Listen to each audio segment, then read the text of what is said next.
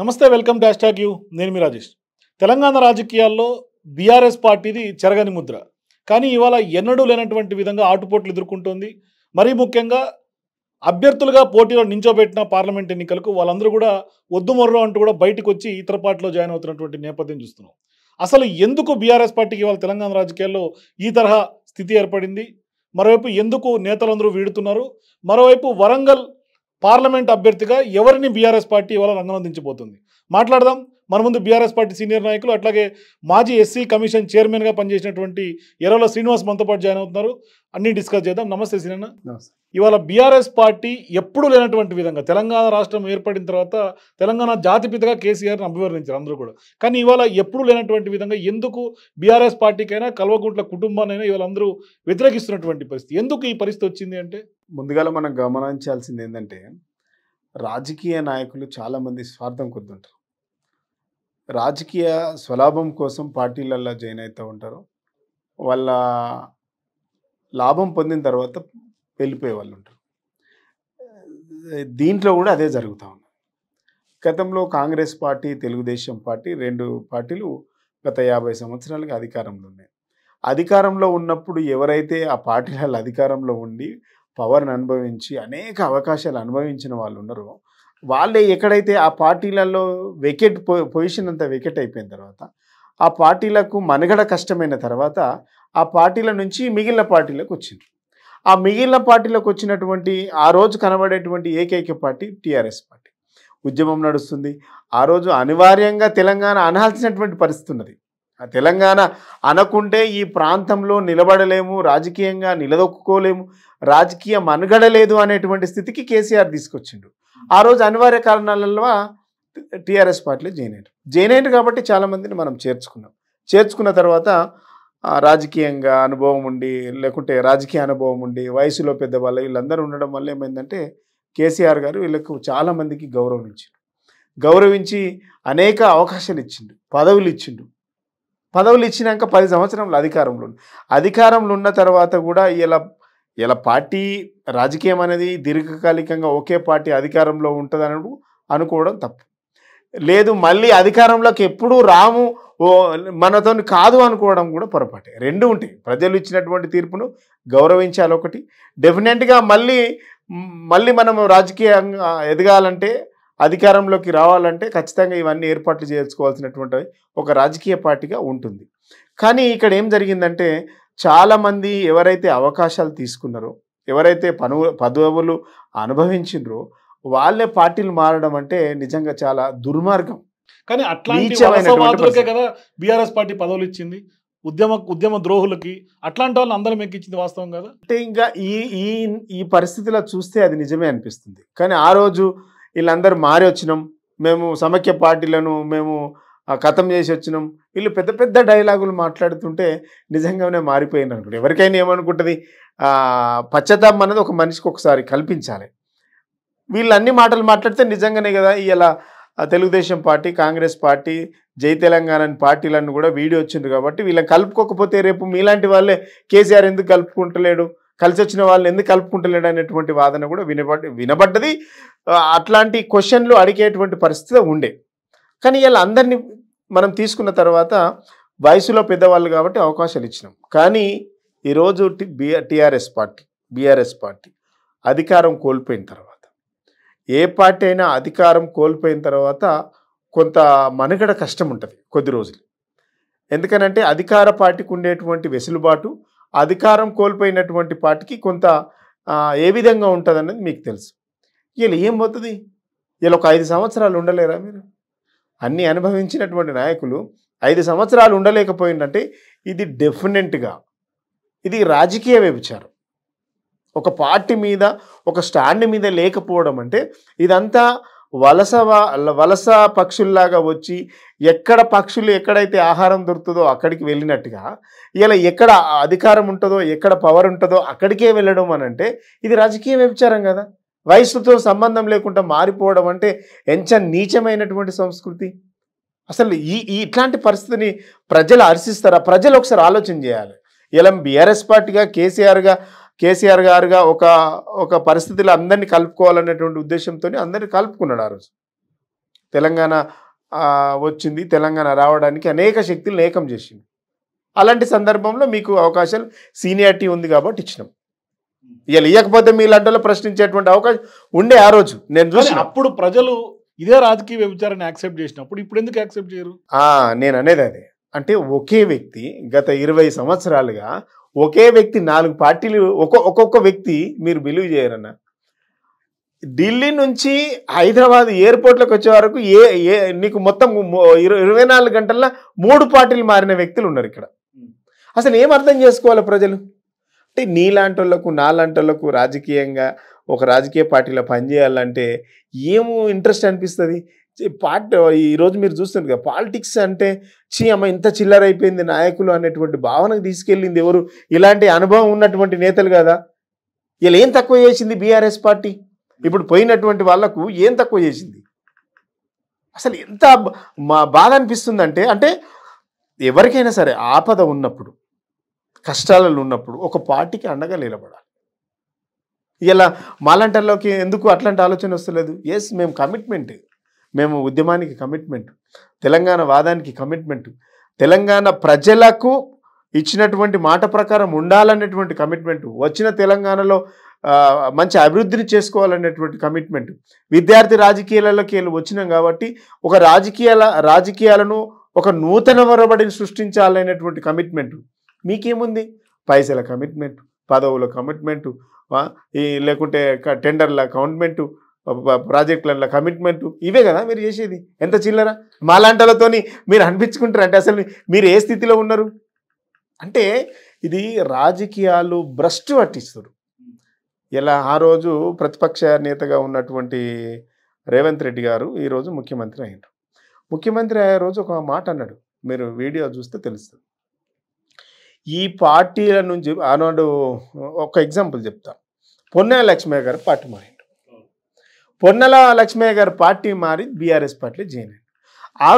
ఆ రోజు రేవంత్ రెడ్డి గారు మాట్లాడినటువంటి మాట, 85 సంవత్సరాలు ఉన్నావు, పార్టీ మారడానికి సిగ్గుండాలని నీకు అని అన్నాడు.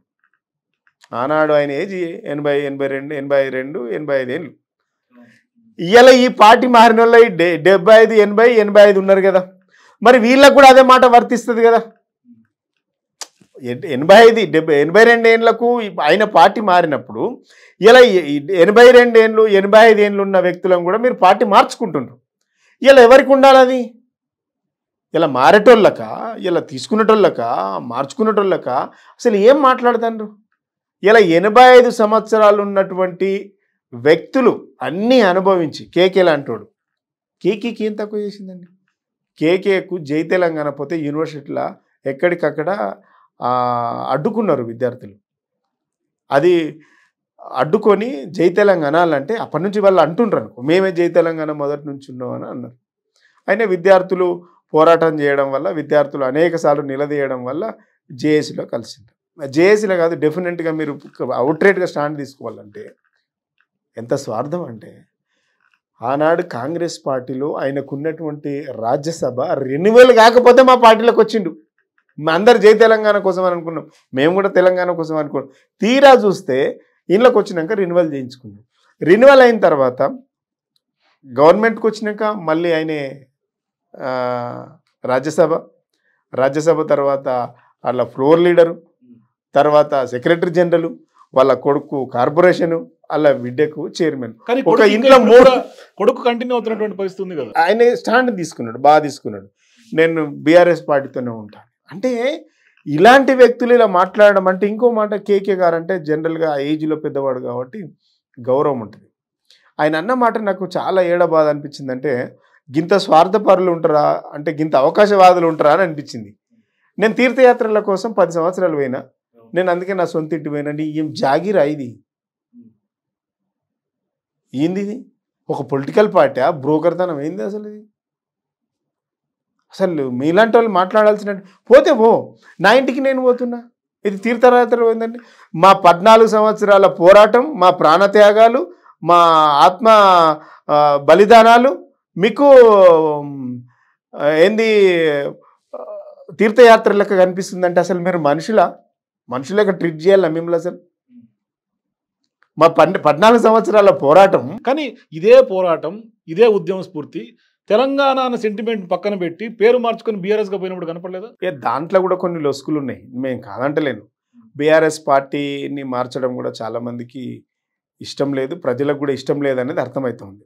సరే, ఒక పొలిటికల్ పార్టీగా ఎదగడానికి కేసీఆర్ గారి మనసులో ఏముందో ఆ రోజు తీసుకున్నటువంటి నిర్ణయం, కొంత ఇంటర్నల్గా తెలంగాణ వాదం ఉంటే బాగుండు అనేది ప్రతి ఒక్కళ్ళకు ఉంది, అది ప్రతి వాళ్ళకు ఉంది.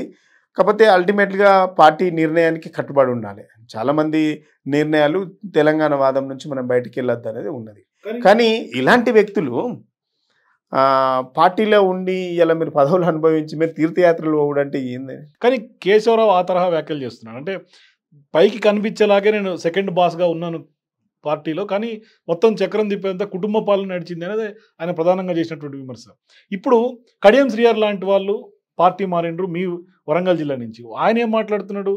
కాంగ్రెస్ పార్టీని బలోపేతం చేయాలి అని ఆహ్వానం వచ్చింది కాబట్టి నేను వస్తున్నాను అన్నాడు. దాన్ని ఎట్లా చూస్తారు? ఎన్ని పార్టీలను బలోపేతం చేస్తావు, ఎన్ని పార్టీలను బలహీనత పరుస్తావు? ఆనాడు చంద్రబాబు నాయుడు దగ్గర ఉండేమో ఢిల్లీకి పోయి లెటర్ ఇస్తారు, గల్లీలో వచ్చేమో వ్యతిరేకంగా లెటర్ ఇచ్చేస్తారు, గల్లీలో వచ్చేమో మేము తెలంగాణ కట్టుబడి ఉంటున్నాం. అట్లా తెలంగాణ విద్యార్థులకు ప్రాణత్యాగాలు చేసుకోవడంలో ఇలాంటి వ్యక్తులు చేసినటువంటి ప్రకటనలు కొన్ని. చంద్రబాబు నాయుడు డైరెక్షన్లో పనిచేసి అసలు తెలంగాణలో విద్యార్థులను రెచ్చగొట్టే ప్రకటనలు చేయడంలో తెలుగుదేశం పార్టీ ఆనాడు ప్రధానంగా నిలబడ్డది. ఆనాడు విద్యార్థుల బలిదానాలు చేయడంలో మీలాంటి వాళ్ళ పాత్ర కొంత ఉంది. రెండోది, తెలుగుదేశాన్ని చీల్చడానికి ఆ రోజు పనిచేసిండ్రు. తెలంగాణ ప్రజలను కుట్ర చేయడానికి చంద్రబాబు నాయుడుతో చేతులు కలిపిండ్రు. తెలంగాణ రాష్ట్రాన్ని అడ్డుకోవడానికి ఆంధ్ర ప్రాంత నాయకులతో చేతులు కలిపిండ్రు. తర్వాత చంద్రబాబు నాయుడు కథం చేయడానికి బీఆర్ఎస్ పార్టీతో చేతులు కలిపిండ్రు. ఇలా బీఆర్ఎస్ పార్టీని కథం చేయడానికి కాంగ్రెస్తో.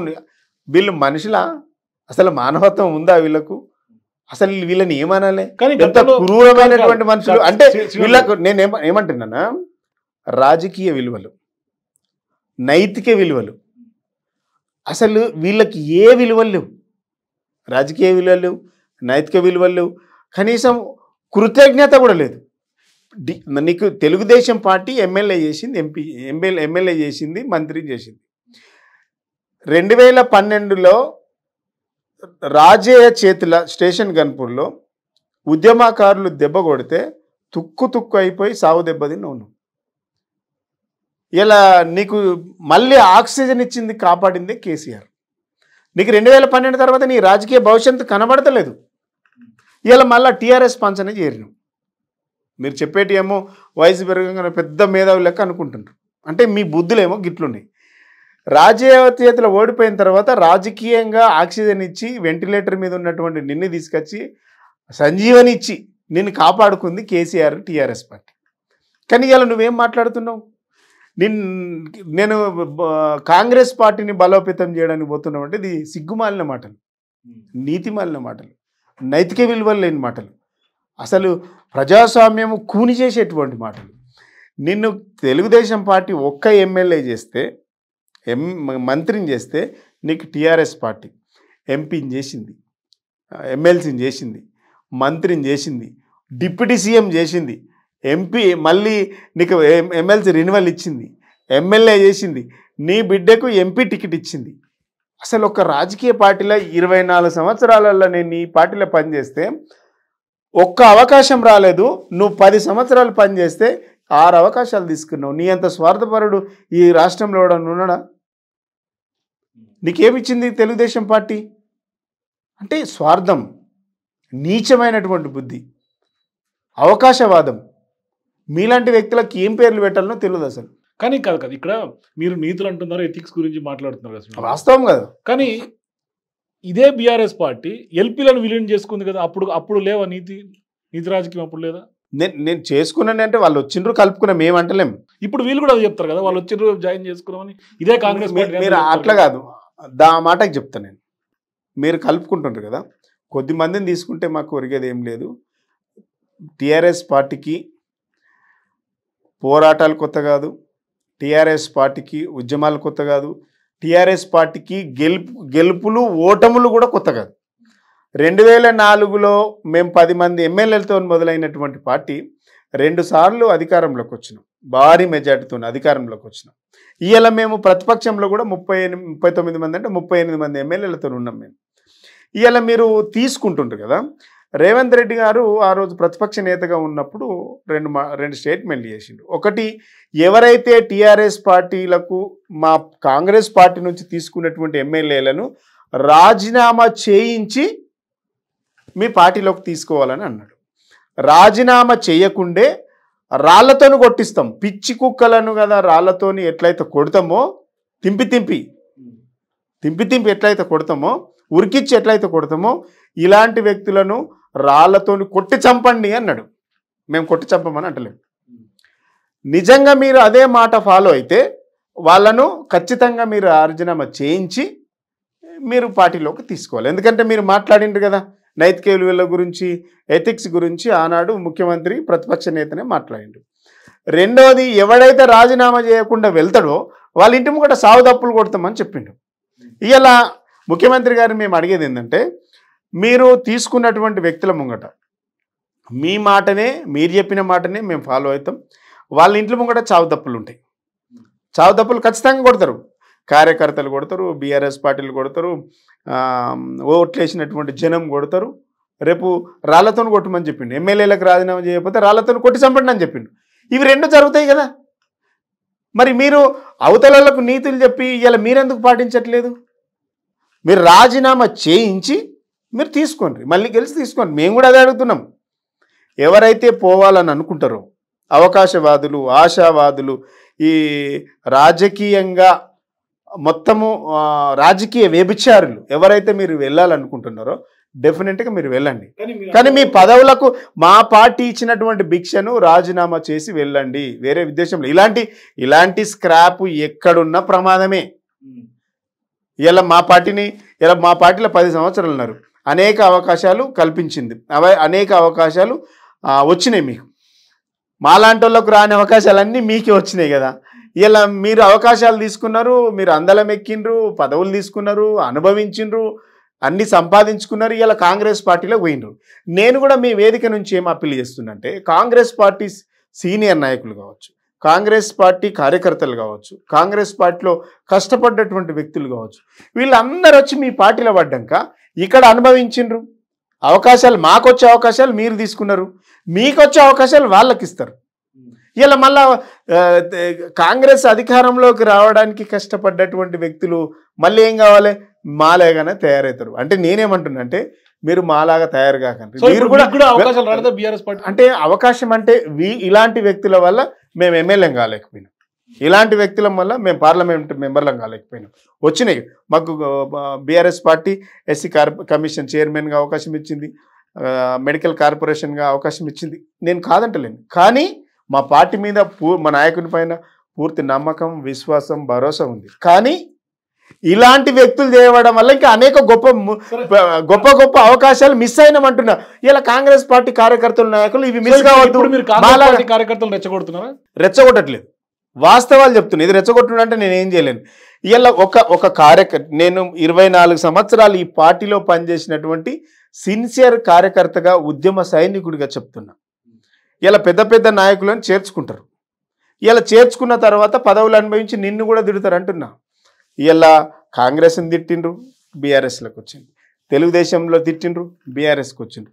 ఇలా కేసీఆర్ని తిట్టిండ్రు, కాంగ్రెస్కి పోతుండ్రు. రేపు కాంగ్రెస్ని తిడతారు, రేపు ఎవరు అధికారంలోకి వస్తే వాళ్ళకి పోతారు. ఈ టీమే తిరుగుతుంది. 24 సంవత్సరాలుగా ఈ రాష్ట్ర రాజకీయాలలో ఎవరైతే అవకాశవాదులు ఉన్నారో వాళ్ళు మాత్రమే పార్టీలు మారుతున్నారు. ఒక కమిట్మెంటు, ఒక నిబద్ధత ఎవరు పోవట్లేదే. ఏ పార్టీలైనా కొంత నిబద్ధత కలిగినటువంటి వ్యక్తులు ఎందుకు పోవట్లేదు? అందుకనే వాళ్ళని అంటున్నా నేను. మీకు వచ్చేటువంటి అవకాశాలన్నీ కూడా వాళ్ళే తీసుకుంటారు. డెఫినెట్గా నిలదీయాలి, డెఫినెట్గా ప్రశ్నించాలి, అధిష్టానాన్ని ప్రశ్నించాలి. మీలాంటి వాళ్ళు రావడం వల్ల మాలాంటి వాళ్ళ పరిస్థితి ఏంది అని ప్రశ్నించాలంటున్నా. ఇక్కడ ఒక ఎక్స్పీరియన్స్ ఉంది కదన్న, మాలాంటి వాళ్ళది ఒక గుడ్ ఎగ్జాంపుల్, ఎక్స్పీరియన్స్ కనబడుతుంది కదా. ఎందుకు క్వశ్చన్ చేయవద్దు? వాళ్ళు కూడా పాపం కష్టపడ్డారు కదా అధికారంలో రావడానికి. సో అవకాశవాదులు ఎప్పుడైనా పార్టీలు మారుతూనే ఉంటారు. రేపు ఎన్ని పార్టీలు ఇంకా ఎక్కడెక్కడ అవకాశాలు ఉంటే అక్కడక్కడికి వెళ్తుంటారు. ఇలాంటితోని ఈ సమాజం, ఈ తెలంగాణ సమాజం, ఈ తెలంగాణ ప్రాంతం కలుషితం అయిపోతుంది. ఇలాంటి వాళ్ళకి బ్రేక్ పడాలి. ఎక్కడికక్కడ ఈ తెలంగాణ ప్రాంతంలో ఇలాంటి ద్రోహులు, ప్రజాస్వామ్య కూని చేసేటువంటి వ్యక్తులను ఎక్కడికక్కడ నిలదీయాలి, ఓడించాలి. ఇలాంటి వ్యక్తులపైన ఖచ్చితంగా మాట్లాడాలి ప్రజాస్వామ్యవాదులు. ఈ ఫిరాయింపులు పక్కన పెడితే ఫోన్ ట్యాపింగ్ అంశం ప్రధానంగా రాష్ట్రాన్ని కుదుపుతోంది. నిజంగానే బీఆర్ఎస్ పార్టీ డౌన్ఫాల్ ఇవాళ ఇట్లాంటి ఫోన్ ట్యాపింగ్ వల్ల ఇంకా ఎక్కువ అవుతుందా? కాంగ్రెస్ పార్టీ నాకు తెలిసి ఎస్ఐబి విధానాన్ని అధికారంలో ఉన్నప్పుడు వాడుకున్న ప్రధాన పార్టీలు మొదట చంద్రబాబు నాయుడు, తర్వాత కాంగ్రెస్ పార్టీ. చంద్రబాబు నాయుడు ఆనాడు నక్సలిజాన్ని అంతం చేయడానికి, అదేవిధంగా తీవ్రవాదులను అంతం చేయడానికి, ఎక్కడికక్కడ జై తెలంగాణ అన్న వాళ్ళను ఖతం చేయడానికి చంద్రబాబు నాయుడు హయాం నుంచి దీన్ని వాడుకుంటూ వచ్చిండ్రు.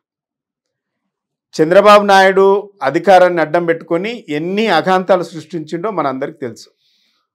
దాని తర్వాత రాజశేఖర రెడ్డి అధికారంలోకి వచ్చిన తర్వాత నక్సలైట్లతోని చర్చలు జరిపి ఎస్ఐబిని పూర్తిగా వాడుకొని కంప్లీట్గా వాళ్ళని జల్లెడబట్టి గాలిచ్చి మొత్తం వాళ్ళని ఖతం చేయడానికి వాడుకున్న ఒక సిద్ధాంతం, ఒక ఇంటెలిజెన్స్ నిఘా విభాగమే ఎస్ఐబి. ఎస్ఐబి అంటేనే కాదు, నక్సలిజము, టెర్రరిస్ట్ అని వీళ్ళని అధికారికంగా వాళ్ళు ఫోన్ ట్యాప్ చేయొచ్చు. ఏమంటున్నా ఇలా ఎస్ఐబి విధానం అనేది కొత్తగా లేదు. వీళ్ళందరినీ వాడుకొని తెలంగాణ ఉద్యమాన్ని కంప్లీట్గా అణిచివేయాలనేటువంటి కుట్రలో వాడుకున్నదే ఎస్ఐబి అన్నాడు. ఆ ఎస్ఐబి విధానంతో తెలంగాణ, జై తెలంగాణ అన్నటువంటి ప్రతి వ్యక్తులపైన దాడులు చేసిండ్రు. నక్సలైట్ల పైన వీళ్ళు మొత్తం ఎక్కడికక్కడ ఏరివేసిండ్రు. అదేవిధంగా జై తెలంగాణ అన్నటువంటి వ్యక్తులపైన కూడా కేసులు పెట్టి లోపటేసిండ్రు. ఎంత నరహంతకం జరిగింది తెలంగాణ ప్రాంతంలో ఎస్ఐబి పేరు పెట్టుకొని. ఇలా వాటిని అడ్డం పెట్టి ఇలా మేమేదో ఈ ఆడోళ్ళ ఫోన్లు, మొగోళ్ళ ఫోన్లు వినాల్సినటువంటి కర్మ మాకేందుకు, మాకు అవసరమేంది? నేనేమంటున్నా, సెంట్రల్లో బీజేపీ ఉంది, ఇలా స్టేట్లో మీరున్నారు. ఈ ఊకే ఉత్త లీకులు ఎందుకు? ఈ ఉత్త చెత్త లీకులు, ఇవన్నీ లీకులు వద్దు. మీకు నిజంగా లీకులుగా కనిపిస్తున్నాయా శ్రీనివాస్ గారు? దొరికిపోయిన వాళ్ళందరూ ఒప్పుకుంటున్నారు కదా, నేనేమంటున్నా, చెప్తేనే చేసినాం, వీళ్ళు చెప్తేనే చేసినాం పేరుతో చెప్తాను. ఇప్పుడు ఇంకో మాట ఏమంటున్నా, ఇలా ఆ రోజు డీజీపీ మహేందర్ రెడ్డి ఉన్నాడు, శివధర్ రెడ్డి ఇంటెలిజెన్స్ చీఫ్ ఉన్నాడు. ఈ ఇద్దరు వ్యక్తులకు జరగకుండా ఒకవేళ జరిగినాయి. ఇలా మీ మహేందర్ రెడ్డి ఏమో సూమ్సామ్గా ఆయన పబ్లిక్ సర్వీస్ కమిషన్ చైర్మన్గా ఉంటాడు. ఇలా ఇప్పుడు అప్పుడు ఉన్నటువంటి వ్యక్తి ఏమో శివధర్ రెడ్డి ఏమో మీకు ఇంటెలిజెన్స్ చీఫ్ ఆఫీసర్గా ఉంటాడు. వీళ్ళందరికీ ఎందుకు తెలియదు? మీరు ఎవరిని కార్నర్ చేస్తుండ్రు? అధికారం మీ చేతిలో పెట్టుకొని ఎవరైతే ఆనాడు ప్రధాన వ్యక్తులుగా ఉన్నటువంటి వ్యక్తులు ఉన్నారో వాళ్ళని మీ దగ్గర పెట్టుకొని నేనేమంటున్నా, ఇప్పుడు నేను డిమాండ్ చేస్తున్నా, చంద్రబాబు నాయుడు హయాం నుంచి ఈ రోజు వరకు అసలు ఈ ఇంటెలిజెన్స్ ఎస్ఐబి మీద జరిగినటువంటి విధ్వంసం ఏందో సిట్టింగ్ జడ్జితోని విచారణ జరిపించండి. ఈ 24 సంవత్సరాలలో మొత్తం ఏం జరిగిందో 2001 నుంచి 2024 వరకు ఈ 24 సంవత్సరాలలో అసలు ఎస్ఐబి ఎన్ని అగాత్యాలకు పాడిపడింది, అసలు ఏం చేసింది, ఒక వైట్ పేపర్ రిలీజ్ చేసి సిట్టింగ్ జడ్జితోని విచారణ జరిపించండి. అధికారం మీ చేతులు ఉంది కదా. మీరు ఆ రోజు ఉన్నటువంటి వ్యక్తులను నేను పక్కన పెట్టుకొని మీకు ఎవరైతే పడదో ఆ వ్యక్తుల మీద మీరు దాడి చేస్తున్నారంటే 2 విషయాలు గుర్తుపెట్టుకోవాలి. కాంగ్రెస్ పార్టీ ఏం లేదు, ప్రైవేట్ ఎవరు అంతా ఆఫీసర్లే. ఎవరైతే మీకు బ్లాక్మెయిల్ చేయలేదా? ఎవరు ఫోన్ ట్యాపింగ్ లో బేస్ చేసుకుని నేను ఏం చేసినా బయట పెట్టమంటున్నా, పెడుతున్నారు కదా ఇవాళ. అదే కదా అది ప్రాపర్. మీరు కావాల్సుకొని రోజు రాతలు రాసి దాని మీద టీఆర్ఎస్ పార్టీని బదనాం చేయడానికి, టీఆర్ఎస్ పార్టీని మొత్తం ఏదో బ్లాక్మెయిల్ చేయడానికి, టీఆర్ఎస్ పార్టీ ఉన్నటువంటి వ్యక్తులను మీరు అధికారంలో లీకులు ఇవ్వలేదా? మేము ఎక్కడ ఇవ్వలేదు లీకులు ఇవ్వలా. ఏం లీకులు? గతంలో మీరు అధికారంలో ఉన్నప్పుడు ఏ పేపర్లో కానీ ఏ ఛానల్స్ కానీ లీకులు ఇవ్వలేదా? అంటే ఏం లీకులు? న్యూస్ పరంగా లీకులు. ఇప్పుడు న్యూస్ పరంగా ఇచ్చే లీకులు వేరు, ఇలాంటి ఇచ్చేటువంటివి ఇది మీరు ఒక టార్గెట్ పెట్టుకున్నారు కదా. నేనేమంటున్నా అంటే కాంగ్రెస్ పార్టీ ఇచ్చినటువంటి వాగ్దానాలను నెరవేర్చలేక, కాంగ్రెస్ పార్టీ విధి విధానాలు ప్రాపర్గా ఇంప్లిమెంటేషన్ చేయలేక కాంగ్రెస్ పార్టీ చేస్తున్నారు కదా ఇప్పుడు ఉచిత బస్సు కానీ 500 రూపాయల సిలిండర్ కానీ నేను చెప్తా ఇవన్నీ చేయలేక ఇష్యూ డైవర్ట్ చేస్తున్నారు. ఎందుకనంటే అసెంబ్లీ జరుగుతున్నప్పుడు కేఆర్ఎల్ ఎంపీ మీద ఇష్యూ వచ్చింది, మనకు కృష్ణా బోర్డు రివర్ అంతా కూడా తీసుకుపోతుంది, దానికి అంటగట్టిండ్రు అని చెప్పేసి ఇష్యూ నడిచింది. దాని మీద చర్చ జరిగినప్పుడు మేము నల్గొండ జిల్లాలో మీటింగ్ పెట్టినాం. నల్లగొండ సింహగర్జన ప్రోగ్రాం పెట్టి మేము పెట్టినాం. దానికి యాంటీగా మీరేం పెట్టిండ్రు, మేడిగడ్డకు పోతున్నాము అనేసి మీరు పోయినరు, ఎమ్మెల్యేలందరినీ తీసుకొని పోయినరు. మేడిగడ్డల మీరు ఏం చేసిండ్రు, మొత్తము అక్కడ ఉన్నటువంటి 86 పిల్లలు ఒక్క మేడిగడ్డల, ఇది మొత్తం ఒక 300 పిల్లలు ఉన్నటువంటి ప్రాజెక్ట్ ఇదంతా. ఒక అంటే ఇది ఈ ప్రోగ్రామ్ మొత్తం అక్కడి నుంచి మొదలు పెట్టుకుంటే కాళేశ్వరం ఇదంతా మొదలు పెట్టుకుంటే ఒక పెద్ద ప్రాజెక్ట్ ఇది. దాంట్లో 3 పిల్లలు కూలి. పెద్ద ప్రాజెక్టు, పెద్ద కుంభకోణమా? కుంభకోణం ఎక్కడిది, కుంభకోణం ఎక్కడిది? అది ఇప్పుడు సిట్టింగ్ చేస్తే విచారణ అవుతుంది. చంద్రబాబు ఆ రోజు నేనేమంటున్నా, ఆ రోజు ఏ కుంభకోణం అయినా ఈ ఫ్రాడ్ అయినా ఏదైనా క్లియర్గా దానికి ఎంత బడ్జెట్ కేటాయించారో ఆ బడ్జెట్ ప్రకారమే కట్టిండ్రు. ఎక్కడైనా ప్రాజెక్టు వ్యయం పెరగడం అనేది డెఫినెట్గా జరుగుతుంది, దాంట్లో కూడా గదే జరిగింది. ఇలా మీరు దాన్ని పక్కన పెట్టి ఇలా కాళేశ్వరం ప్రాజెక్టుకి మీరు టూర్ పెట్టుకున్నారు, దానికి పోటీ ప్రోగ్రాం పెట్టిండ్రు. మేము మళ్ళీ ఒకసారి ఏం చేసినాం, మేము కాళేశ్వరం ప్రోగ్రాం మేము పెట్టినాం. అప్పుడు మీరేం చేసిర్రు, పాలమూరు ప్రాజెక్ట్ అని విజిట్ అని పెట్టుకున్నారు. 3వ ప్రోగ్రామ్ అధికారికంగా అసెంబ్లీ నుంచి ఎమ్మెల్యేలందరూ తీసుకెళ్తే అప్పుడు మీరు వెళ్లకుండా మీరు ఇండివిజువల్ గా యాత్ర చేసి ఏం ప్రయోజనం? నేనేమంటున్నా, మీరు పెట్టిన దానికి మేము రావాల్సిన అవసరం లేదు కదా, కట్టింది మేము కదా, మరి కూల్చింది మీరు. నేనేమంటున్నా, ఒప్పుకోవడం లేదు. ఎక్కడైనా ప్రాజెక్ట్ కట్టినప్పుడు చాలా ప్రాజెక్టులలో కూడా మనం ఈ రాష్ట్రంలో కానీ దేశంలో కానీ ఎక్కడైనా ప్రాజెక్టులు కట్టినప్పుడు కొంత జరిగింది, మేము కాదంటలేను. నేను కూడా చూసి వచ్చిన 3 పిల్లలు కుంగిని అని చెప్పేసి నీళ్ళు మొత్తం తీసి కిందికి ఎత్తేసారు. మీరు గుర్తుపెట్టుకోండి, ఇలా కరువు రావడానికి ప్రధాన కారణం కాంగ్రెస్ పార్టీ. ఇలా కాలం తెచ్చిన కరువు కాదు, కాంగ్రెస్ తెచ్చినటువంటి కరువు. కానీ కరువు రాజకీయాలు చేస్తున్నారా? కరువు రాజకీయాలు చేస్తుంది కాంగ్రెస్ పార్టీ, కరువు తీసుకొచ్చింది కాంగ్రెస్ పార్టీ. ఇలా కేసీఆర్ను బదనాం చేయాలి, బీఆర్ఎస్ను బదనాం చేయాలని చేస్తుంది కాంగ్రెస్ పార్టీ. నేనేమంటున్నాం, మీరు కండువాలు కప్పడం కాదు, మీరు ఎమ్మెల్యేలకు పిలిచి కండువాలు కప్పడం కాదు. మీరు నిజంగా ఉంటే మీరు ప్రాజెక్టులలో నీళ్ళు నింపండి, రైతులకు నీళ్ళు ఇవ్వండి, రైతులకు కరెంట్ ఇవ్వండి. 24 గంటలు కరెంట్ ఇస్తున్నారు, కనీసం 20 గంటలన్నీ ఇవ్వండి. ఇలా పొలాలన్నీ ఎండిపోయినాయి. మీరు ఎక్కడైనా మీ కెమెరా పట్టుకుంటూ చూసిరండి, ఎక్కడికి వెళ్ళినా ఇలా ఈ రాష్ట్రంలో దాదాపుగా 14 నుంచి 15 లక్షల ఎకరాలు ఇలా మొత్తం ఎండిపోయింది పొలం. దాని మీద ఒక కమిటీ వేసుకోండి, ఒక రివ్యూ పెట్టుకోండి. ఎన్ని సంవత్సరాలే హైదరాబాద్లో తాగడానికి నీళ్ళ కరువు లేదు 10 సంవత్సరాలల్లో. ఎందుకు వచ్చింది కరువు? మీరు అంటున్నారు కరువు అంటున్నారు, రైతుల ఆత్మహత్యలు అంటున్నారు. రేవంత్ రెడ్డి గారు ఒకటి చెప్తారు, మీరు లిస్ట్ ఇవ్వండి మేము ఇస్తాము. కాంగ్రెస్ అధికారంలో నువ్వు ఉండరా, నేను ఇచ్చుడేంది? ఎక్కడ కరువు ఉంది మీకు తెలుస్తుంది, ఎన్ని ఎకరాలు ఎండింది మీకు ఇస్తారు. మా దగ్గర ఎందుకు ఉంటుంది, మీ దగ్గర ఉంటుంది. చెప్తున్నారు 218 మంది చచ్చిపోయిందని లెక్క రోజు పేపర్లో రాస్తుండ్రు కదా, పేపర్లో రాస్తుందే లెక్క. తెలంగాణలో ఏ పేపర్ అయితుంది, అది పేపర్ కదా, ఇలా ఆ పేపర్ కదా. అంటే మిగిలిన పేపర్లు రాస్తలేవు, మేము రాస్తున్నాం. పేపర్ ఏంది, ఏ ఊరికి వెళ్ళినా ఎక్కడైతే ఆత్మహత్యలు జరిగినా ఆ ఊరికి వెళ్తే రిపోర్ట్ ఉంది కదా. ఇలా మీ పార్టీ ఏం చేస్తుంది, ప్రభుత్వం ఏం చేస్తుంది, రిపోర్ట్ తెప్పించుకోవాలి, వాటి మీద ఎంక్వైరీ చేయండి, నిజమా కాదా అబద్ధమా చెప్పండి. ఇలా మీరు ఇవన్నీ పక్కన పెట్టి ఒకసారేమో కాళేశ్వరం ప్రాజెక్టు, ఒకసారేమో టెలిఫోన్ ట్యాపింగ్, ఇంకోసారేమో కరువు. ఒకటి శ్రీనివాస్ గారు గుండె మీద చేసుకొని చెప్పండి, బీఆర్ఎస్ పార్టీ హయాంలో ఇల్లీగల్ ఫోన్ ట్యాపింగ్ జరగలేదా? రేవంత్ టార్గెట్ గా ఫోన్ ట్యాపింగ్ అవ్వలేదా? మేము ఏమంటున్నాము, అది ఏ ప్రభుత్వంలో ఉన్న ప్రభుత్వాలు చేయని నా ఆలోచన. మీరు అధికారంలో ఉన్నప్పుడు కూడా మమ్ములను కూడా ఆ రోజు తెలంగాణ ఉద్యమంలో ఎంతమంది చేసిన కాంగ్రెస్ పార్టీ చేసిందా అంటే అది ఏమంటున్నా, అది ఇంటెలిజెన్స్ విభాగం చేసుకుంటదేమో, అది పార్టీకి మాకు అంటగట్టద్దు అంటున్నాం. కానీ గ్రీన్ సిగ్నల్ లేకుండా పార్టీ చీఫ్ చెప్పకుండా అధికారికంగా చెప్పకుండా ఎట్లా చేసే అవకాశం ఉంటే పోలీసు వాళ్ళకి ఏం అవసరం అని చేస్తారు? పోలీసు నిఘా విభాగమే ఆ పని చేస్తుంది కదా, దానికి మాకేం సంబంధం ఉంటుంది? ఎవరెవరు చేయాలని వాళ్ళు మనకేం చెప్తారు? ఇదే కేటీఆర్ గారు మొన్నటికి మొన్న చేస్తే చేసి ఉండొచ్చేమో ఒకటో రెండో, అది ఇంటెలిజెన్స్ పని అన్నారు మీలాగా. కానీ నిన్న తాజాగా ప్రెస్ మీట్ పెట్టి ఆయన ఏమన్నారు, నాది కూడా 2002లో ఫోన్ ట్యాపింగ్ అయింది, యాపిల్ ఫోన్కి నాకు మెసేజ్ వచ్చింది, నేను కూడా మెయిల్ చేసినాను అన్నాడు. మరి కేంద్ర సంస్థను ఆ రోజు ఎందుకు బయటకు వచ్చి కేటీఆర్ మాట్లాడలేకపోయిండు? నా ఫోన్ ట్యాప్ అయింది ఎందుకు చెప్పలేకపోయిండు?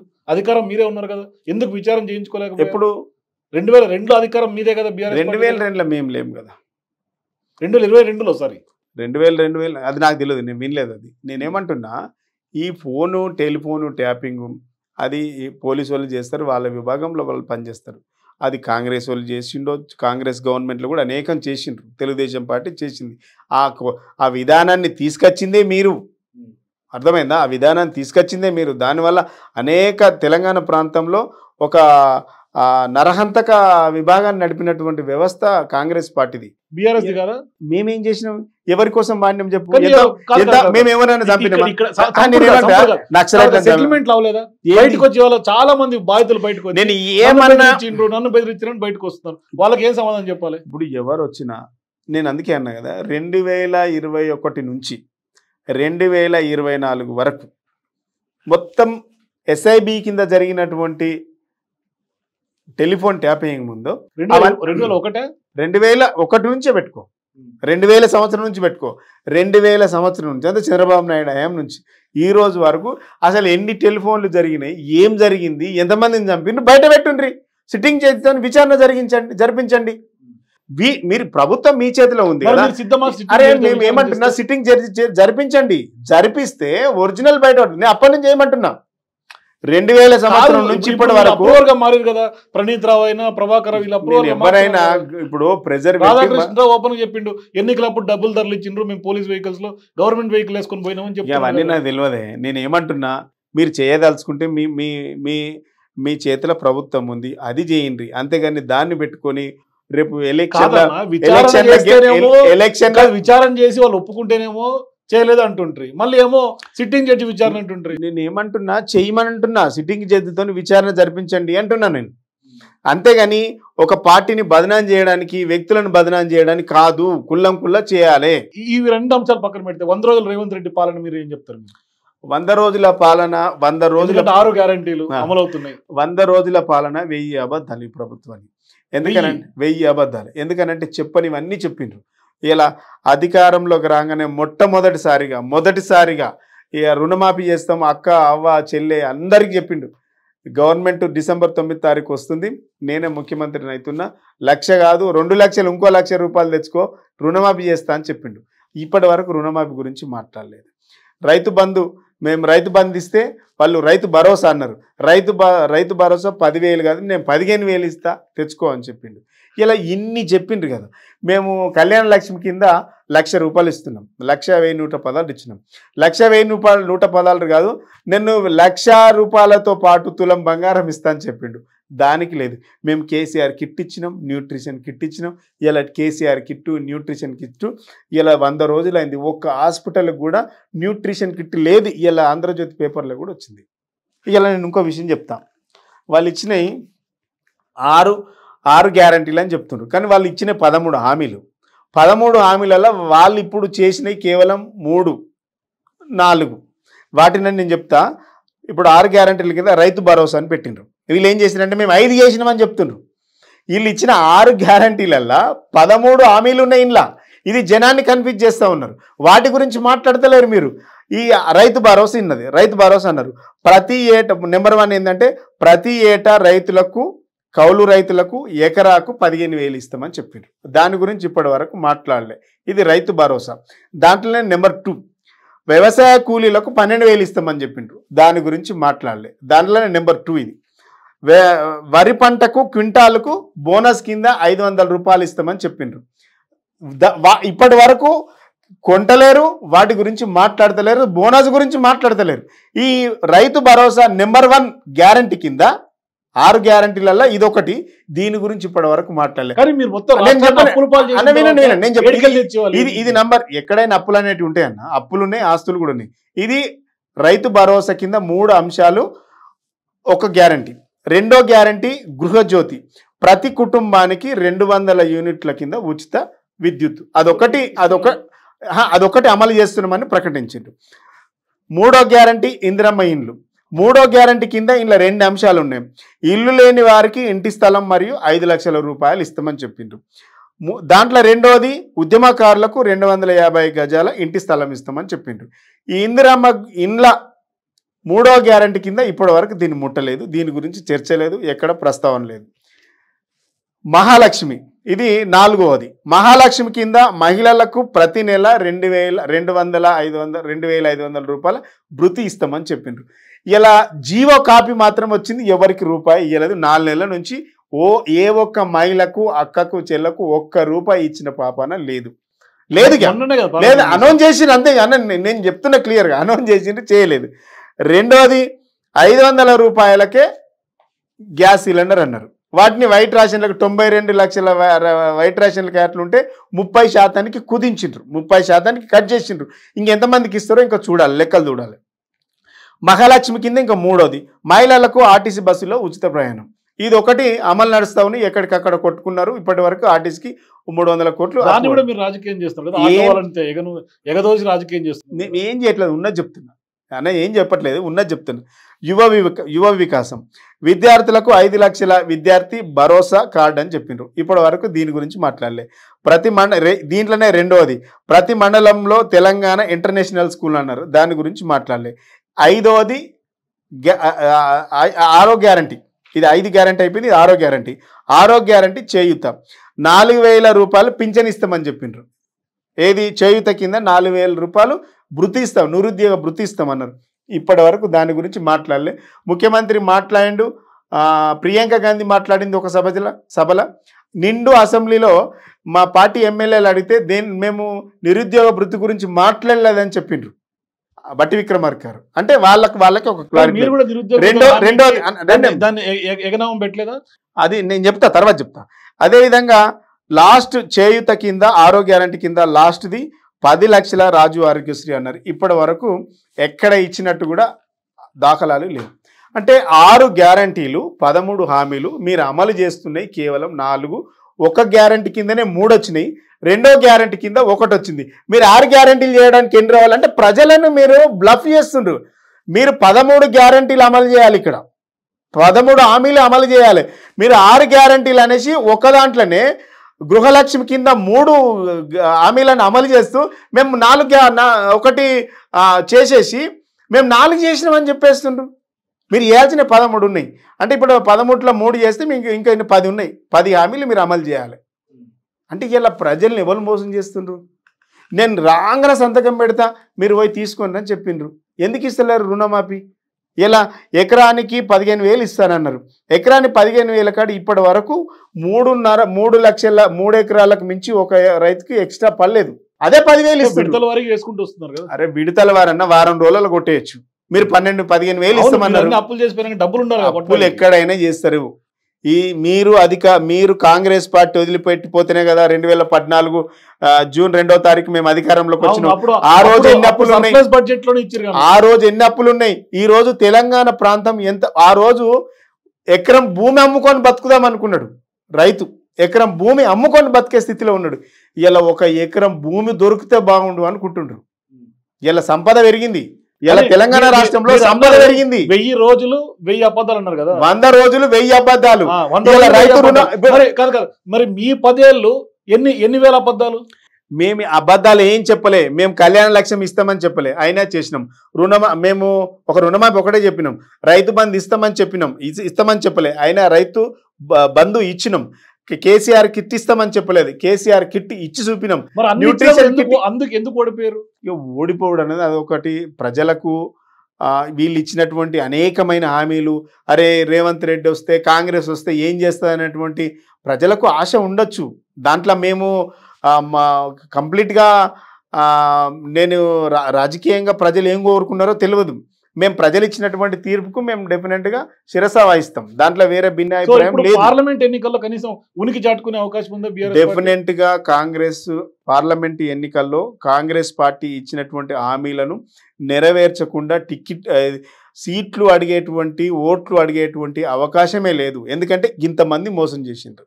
రైతు రుణమాఫీ లేదు, రైతు బంధు లేదు, కళ్యాణ లక్ష్మి లేదు, కేసీఆర్ కిట్టు లేదు, తులం బంగారం లేదు, ఇవన్నీ లేదు. పింఛన్ ఆసరా పింఛను 2000కు 4000 ఇస్తాను, ఆసరా పింఛన్ లేదు. ఇప్పటి వరకు డిసెంబర్ నుంచి ఆసరా పింఛన్ గదే 2000 ఇస్తుండ్రు. జనవరి నెల ఇయ్యలేదు. ఇలా ముసలోళ్ళు అందరు పెద్ద మనుషులు అందరు బాధపడుతూ ఉన్నారు. ఎన్ని అబద్ధాలు చెప్పిండ్రు. ఇలా మీరు గ్రామాలలో ఓని కాంగ్రెస్ పార్టీ నిలదీస్తారు. నేను ఇంకో మాట మీ టీవీ ఛానల్ ద్వారా నేను చెప్తా ఉన్నా, రేపు ఎన్నికల తర్వాత వీళ్ళు ఎమ్మెల్యేలు ఊర్లలో తిరిగే పరిస్థితి ఉండదు. వీళ్ళు ఇచ్చినటువంటి హామీలు, నీళ్లు లేవు, ఇలా కరువు అంతా తల్లడిస్తూ ఉన్నది, తాండవిస్తూ ఉన్నది, ఇలా తాగునీరు లేదు, సాగునీరు లేదు. మోసం చేసి డెఫినెట్ గా మళ్ళీ చెప్తున్నానా, మళ్ళీ మాట్లాడుతున్నా, రాబోయే కాలంలో బీఆర్ఎస్ పార్టీ నాయకులు ఎక్కడ ఉన్నారు అని వెతుక్కునే రోజు వస్తుంది అంటున్నా. కానీ వరంగల్ పార్లమెంట్ లా టికెట్ ప్రకటించిన వాళ్ళు వద్దు మొర్రని వెళ్ళిపోతున్నటువంటి సందర్భం కదా. కడియం కావ్యకి ఇచ్చిర్రు, వెళ్ళిపోయారు. ఇప్పుడు ఎవరు నెక్స్ట్ బరిలో దింపాలో కూడా మీరు నేతల కోసం వెతుక్కున్నటువంటి పరిస్థితి. అట్లా ఏం లేదు. అవకాశవాదులు ఎమ్మెల్యేని చేసి, ఎంపీ చేసి, మంత్రిని చేసి, ఎమ్మెల్సీని చేసి మళ్ళీ ఎంపీ టిక్ ఇచ్చినకపోయినంటే నైతిక విలువలు లేనటువంటి వ్యక్తులు. అలాంటి వ్యక్తుల గురించి ఏం మాట్లాడతాం మనం? ఎంత తక్కువ మాట్లాడితే అంత మంచిది. మన స్థాయి తగ్గించుకున్నట్టు అయిద్దని అనుకుంటా. సో ఎవరు వరంగల్ నుంచి ఎవరిని దింపే అవకాశం పార్టీ నిర్ణయిస్తుంది. డెఫినెట్గా ఎవరైనా మంచి క్యాండిడేట్ కోసం చూస్తుంది. తప్పకుండా ఎవరినో వెతుక్కోవాల్సినటువంటి దుస్థితి ఈ పార్టీకి లేదు. చాలా మంది కార్యకర్తలు, ఇంతమంది పోతే కూడా లీడర్లు ఎంబడి కార్యకర్తలు వెళ్ళట్లేదు. దయచేసి గుర్తుపెట్టుకోవాలి. ఈ వెళుతున్నటువంటి లీడర్లు ఎంబడి కార్యకర్తలు వెళ్ళట్లేదు. సెకండ్ క్యాడర్ వెళ్ళట్లేదు. వాళ్ళే అంటుండ్రు ఈ చెత్త అంతా పోని అంటుండ్రు. కానీ క్యాడర్ ను పట్టించుకోవట్లేదు బీఆర్ఎస్ అధిష్టానం అనేది మాట. సరే, మనం అదొకటి ఉంది, మమ్మల్ని పట్టించుకోవాలని ఉంది. డెఫినెట్ గా సమీక్షలు పెడుతున్నాం, రివ్యూలు పెడుతున్నాం. అందరినీ ఆ సమీక్షల్లో కూడా ఊకదంపుడు ఉపన్యాసాలే ఉన్నాయి కదా. అట్లేం లేదు. చాలా మంది మాట్లాడుతుండ్రు, కిందికి వెళ్ళి రెస్పాన్స్ తీసుకుంటున్నాం, వాళ్ళ నుంచి ఫీడ్బ్యాక్ తీసుకుంటున్నాం, వాళ్ళ నుంచి కూడా ఎట్లా పోతే బాగుంటుందని కూడా తీసుకుంటా ఉన్నారు. ఇక సరే, ఒకసారి నెగిటివ్ వచ్చినప్పుడు డెఫినెట్గా అదే వాదన వెళ్తుంటుంది. కానీ ఇంటర్నల్గా జరిగేటువంటి వ్యవస్థ వేరు. ఖచ్చితంగా ప్రజల్లో వచ్చేటువంటి స్పందన, మా కార్యకర్తల్లో వచ్చేటువంటి ఫీడ్బ్యాక్ను కూడా తీసుకొని భవిష్యత్తులో ముందుకెళ్తాం. డెఫినెట్గా మెజారిటీ ఎంపీ సీట్లు గెలుస్తాం. ఎన్ని మెజారిటీ అంటే గెలుస్తాం. డబుల్ డిజిట్ వస్తుందా? 1-2 వస్తుంది. ఎందుకంటే ఇవాళ సర్వేలన్నింటిలో కూడా 1-2కే పరిమితం బీఆర్ఎస్ అంటున్నారు. మీరు చూడండి, మీరు చూడండి. ఎందుకంటే చేతిలో అధికారం లేదు, డబ్బులు పంచి మే 3 తర్వాత చూడండి. మే 13 అప్పుడు కూడా కారు సారు 16 అన్నారు, డబుల్ డిజిట్ రాలేదు. ఇప్పుడు కారు సారు పరారా అయిపోయే పరిస్థితి ఉంటుందా? ఇప్పుడు రాజకీయంగా అనాలి, మరి తప్పది.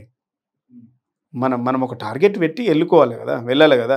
ఏం రావని ఇంట్లో ఉంటామైంది. సో ఎన్ని టార్గెట్ పెట్టి డెఫినెట్గా మేము డబల్ డిజిట్ వస్తామని అనుకుంటాం. మేము డబల్ డిజిట్ వస్తాం. ఈ పార్టీకి ఓట్లేసే పరిస్థితి లేదు. ఇలా ఏమంటున్నారు మీరు కాంగ్రెస్ పార్టీ నాయకులకు, ముఖ్యమంత్రి గారికి, అక్కడ ఉన్నటువంటి నాయకులందరికీ నేను ఒకటే అప్పీల్ చేస్తాను. మీరు కప్పాల్సింది కండువలు కాదు, మీరు విప్పాల్సింది కాలువలకు నీళ్లు, మీరు తడపాల్సింది ఎండిపోయిన మల్లలకు నీళ్లు విప్పండి, మల్లు తలపండి. అంతేగాని మీరు కండువలు కప్పి మీరు లీడర్లను నడపకండి. ఇలా ప్రజలకు ఏదైతే వాగ్దానాలు ఇచ్చిండ్రో ఆ వాగ్దానాలు నెరవేర్చండి. అంతే తప్ప 4-5 కప్పుకుంటారేమో కండువలు. ఏమవుతుంది అంటున్నా. మళ్ళీ తయారు చేస్తాం. టీఆర్ఎస్ పార్టీకి ఒక చరిత్ర ఉంది, కానీ మళ్ళీ తయారు చేస్తామంటున్నారు. కానీ మీరు తయారు చేసేటువంటి లీడర్లు ఎవరు? మొత్తం బయట నుంచి తెచ్చుకున్నటువంటి వలస లీడర్, మంత్రి పదవులు, కార్పొరేషన్ చైర్మన్లు ఇచ్చింది ఇలా కాంగ్రెస్. నేను మళ్ళీ చెప్తున్నానా, కాంగ్రెస్ పార్టీకి, బీజేపీ పార్టీకి ఒక్కసారి లెక్క తీయండి. అసలు ఏ క్యాండిడేట్లు, ఏ పార్టీకి వెళ్ళిన క్యాండిడేట్లు? మీ పార్టీ గతంలో ఎక్కడి నుంచి వచ్చిన వాళ్ళు మా దగ్గరికి కోసమేమో అనివార్యంగా వచ్చిండ్రు. దేనికి? జై తెలంగాణ అనకపోతే కుదరదురా భయ అని వచ్చిండ్రు. ఇప్పుడు కూడా వాళ్ళు రాజకీయ భవిష్యత్తు కోసం అనివార్యంగా పోలేదా? బీఆర్ఎస్ లో ఉంటే ఉనికి పోలిపోతామని. ఏది? వాళ్ళ రాజకీయ భవిష్యత్తు శూన్యం కదా బీఆర్ఎస్ లో ఉంటే. బీఆర్ఎస్ లేస్తో లేదో తెలియదు. గసంటోళ్లను వాళ్ళ గురించి మాట్లాడడం వేరు. ఇలా అన్ని రాజకీయ పార్టీలకు క్యాండిడేట్లు మా క్యాండిడేట్లే. సరే, రాజకీయ అవకాశాల కోసం పోయిన వాళ్ళ గురించి మాట్లాడద్దని డిసైడ్ చేసుకున్నాం. ఎందుకంటే వాళ్ళు ఈ పార్టీలో ఉన్నారు, రేపు ఆ పార్టీలో కూడా ఓడి ఉండడని ఒక అభిప్రాయం ఉంది. ఎందుకంటే మారాలనుకున్నాడు, వాడు చక్రం తిరిగినట్టే తిరుగుతుంటాడు. వాడికి నీతి, నైతిక విలువలు ఏముండదు, ఇవన్నీ ఏముండవు కదా. కాబట్టి మారేటోడు మారుతూనే ఉంటాడు. డెఫినెట్గా చెప్తున్నాం, రాబోయే కాలంలో మంచి వ్యవస్థ నిర్మాణం చేస్తాం. తప్పకుండా మెజారిటీ సీట్లు గెలుస్తాం. ఈ కాంగ్రెస్ పార్టీ ఇచ్చినటువంటి హామీలను నెరవేర్చలేదు, నెరవేర్చబోదు. ఇవే ప్రశ్నలు ప్రజలు నిలదీస్తారు. సో మరొకసారి బీఆర్ఎస్ పార్టీ బౌన్స్ బ్యాక్ అయ్యే అవకాశాలు ఉన్నాయి నమ్మకం. మళ్ళీ మీ ఛానల్కి ఇంటర్వ్యూ చేస్తా బౌన్స్ బ్యాక్ అయినా ఆఫ్టర్ ఎలక్షన్ షార్ట్ టైం.